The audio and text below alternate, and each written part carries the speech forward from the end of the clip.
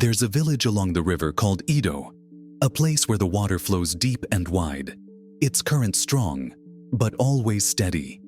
It was here that Bayo, a fisherman, lived with his wife, Amina, and their 3 children, 2 boys and a girl. The village wasn't big, but it was peaceful. Every morning before the sun came up, Bayo would take his canoe out onto the river, his only companion the soft splash of his oars and the distant call of birds. Bayo wasn't a rich man, but he was a good one. He was known for his steady hands, his patience, and his humble nature. His nets were simple, his boat even more so, but he knew how to use them. His catch each day wasn't huge, but it was enough to feed his family, and that was all he needed. He never complained.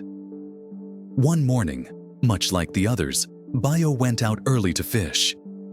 The river was quiet, still covered by the mist that hung low over the water as the sun started to rise. The fish weren't biting at first, but Bayo had learned to be patient. He cast his nets wide, letting them sink deep into the cool water.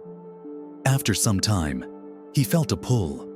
At first, it was slow, but then it grew heavier, stronger. Bayo's heart beat faster as he began to reel in his catch. But when he saw what it was, he stopped for a moment, unsure. It wasn't a normal fish. The creature in his net was unlike anything he'd seen before. Its scales shimmered like silver, glowing faintly even in the soft morning light. It wasn't the size of a normal fish either. This one was larger and had a strange, almost ethereal quality. Bayo stared at it, bewildered. The fish moved gently, its eyes calm as if it knew it was not in danger. For a long moment, Bayo simply sat in his canoe, staring at the creature. He had heard old stories from the village elders about magical fish, ones that brought fortune, or whose scales healed sickness. But Bayo wasn't one to believe in such things. Just a fish, he muttered to himself. Just a strange fish. He decided to take it home and show Amina. Maybe she'd know what to do with it. When he arrived at the village, Amina was just beginning her morning chores. "What have you brought me this time?" she asked, noticing the fish hanging from the side of his canoe. "It's just a fish, Amina. Caught it down by the river bend," Bayo replied, his voice absent, still unsure what to make of it himself. Amina walked over to get a better look. "This doesn't look like any fish I've seen before," she said, her eyebrows knitting together. "What do you plan to do with it?" Bayo scratched his head. "I don't know. Maybe I'll sell it at the market. Maybe someone will know its worth." But Bayo wasn't convinced it was anything special. Instead of rushing to the market, he tied the fish to the side of his house, thinking he might figure out what to do with it later. He went about his day, tending to his other chores, while the fish remained at the side of his house, its scales shimmering in the sunlight. Around midday, as Bayo sat on his porch, a man named Kofi, a merchant from a nearby village, walked past. Kofi was always looking for rare items to buy and resell. He was a sharp man, quick to spot things that others might overlook. "What do you have there, Bayo?" Kofi asked, stopping in his tracks when he saw the fish. "That looks unusual." Bayo, already growing tired of the strange fish, waved his hand dismissively. "It's just a fish. I'll take it to market later, but I don't think it's worth much." Kofi took a closer look. "You're sure? I've never seen anything like it. How much do you want for it?"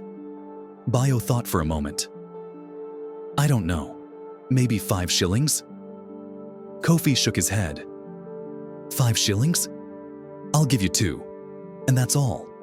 This fish isn't anything special." Bayo hesitated. 2 shillings? For that price, I might as well keep it. Kofi smiled. "Fine, suit yourself. But if you change your mind, I'll be at the market. You know where to find me." The next day, Bayo took the fish to the market, but he still wasn't sure what it was worth. The merchants gathered around, eyeing the fish curiously. One of them, a traveling trader named Omari, stepped forward. His eyes widened when he saw the glowing scales. "That is not just any fish," Omari said, his voice low and serious. "Where did you find it?" Bayo shrugged. "I caught it in the river, just down by the bend. But it's nothing special." Omari shook his head. "You have no idea what you're holding, do you?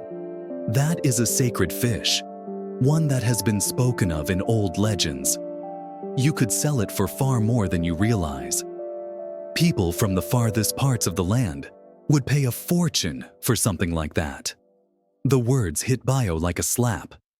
He had sold it to Kofi for just 2 shillings, a tiny fraction of its true value. Omari offered Bayo a large sum of money, and Bayo realized that the fish, which he had dismissed as nothing special, had been worth more than he had ever imagined. "This morning," Kofi said, "it fetched a fine price. Thank you, my friend." Bayo could barely look at him. "I didn't know," he muttered. "I didn't understand what I had. It was a mistake." Kofi laughed softly. "That's the way it goes, Bayo. You see, sometimes we don't know what's in our hands until it's gone. But don't feel bad. You live, you learn." And so Bayo learned. He learned that sometimes the most valuable things in life don't shine at first. They wait for us to notice them. From that day on, Bayo was more careful, more patient. He knew that the world had many hidden treasures and that it was worth taking the time to understand their true worth before making decisions.